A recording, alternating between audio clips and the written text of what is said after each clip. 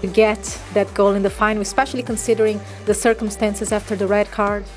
Was 1 point. I think we could do better in these kind of situations. We create chances, but sometimes we need to do better near the box. But yeah, 1 point.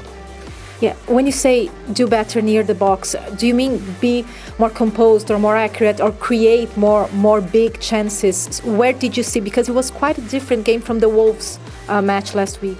It's small things. Then we have to understand even the foot that is in the play, the way we cross, the better one crossing, the better one driving the ball, the better one against one outside, and we need to understand the game in that way. So I think if we understand the position better, we can create more chances. But today we push the opponent, especially with the sent off. We had the chances, but again we didn't score. So it's more a matter of those final choices in the final third. Is more a matter of reading the spaces that you need to attack. Yes, understanding the teammate, and then against 10 players we can push the opponent before we attack to control transitions. And sometimes we are putting the ball without any pressure, long balls. And these small things make the difference because it stop the game. One throw in, one goal kick, stop the game. So we need to be better.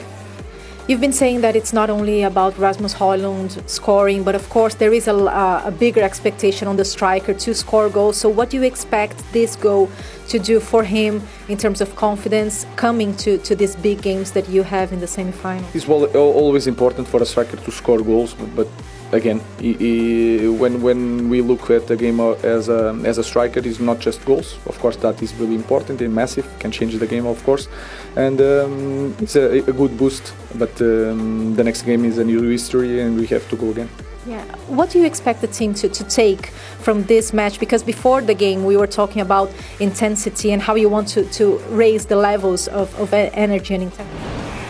Team fought to get that point in added time. How do you reflect on that performance?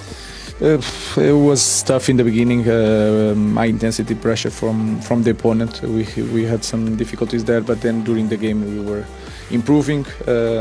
We had our opportunities, we didn't score. But then in second half, especially with the sense of we push the opponent to their own half, we create situations, and we managed to save a point. But I think if you look at the game, we lost 2 points. We do make it difficult for ourselves sometimes, but when you look at the urgency that we had in those final moments, it shows that the belief that we consistently talk about this year, that is still in that squad, that they'll fight and they're never going to stop, is what the fans sing. Yeah, it's the least we can do, especially this season. So we try to win every game, but if you look at our games, it's always a little bit our fault, the way the opponent get the advantage, and then it's really hard to turn things around. But in the end, we managed to score one goal. The feeling is not the same, of course, but we want to do better.